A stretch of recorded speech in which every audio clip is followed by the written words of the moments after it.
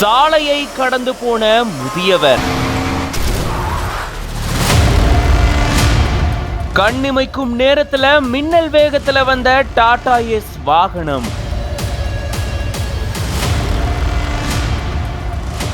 பதபதைக்க வைக்கக்கூடிய சிசிடிவி காட்சி வெளியாகி பரபரப்பை ஏற்படுத்தியிருக்கு.